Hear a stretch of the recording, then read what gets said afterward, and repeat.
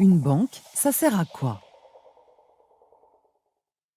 Il y a deux types de banques, les banques de détail et les banques d'investissement.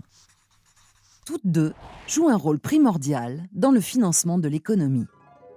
La banque de détail collecte les dépôts des clients, c'est-à-dire les ménages, les entreprises, les collectivités publiques, les associations, etc.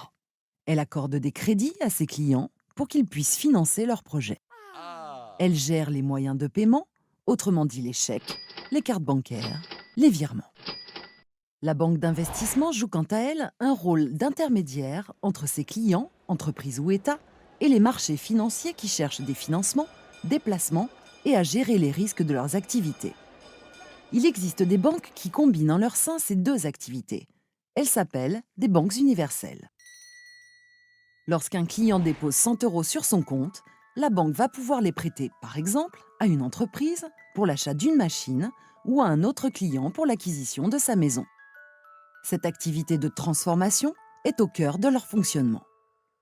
Mais en prêtant cet argent, la banque prend le risque de ne pas être remboursée par l'emprunteur. Pour limiter ce risque, elle collecte le maximum d'informations sur l'emprunteur afin de voir s'il est solvable, c'est-à-dire en mesure de rembourser l'emprunt. La banque ne peut pas se permettre d'empêcher le client qui a déposé les 100 € de les retirer quand il le souhaite. Sinon, elle briserait la relation de confiance entre elle et lui.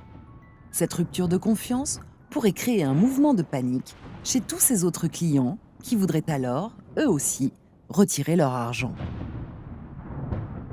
La banque risquerait du coup la faillite. Le client qui a apporté les 100 € peut aussi vouloir réaliser un placement. Par exemple, investir 20 € sur son compte d'épargne et 30 € en bourse.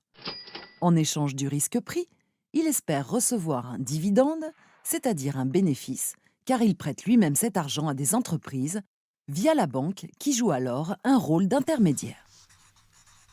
Enfin, pour limiter les risques de faillite, l'activité des banques est strictement encadrée par les autorités publiques qui leur imposent des règles dites prudentielles, notamment celle de disposer d'une quantité de fonds propres suffisante.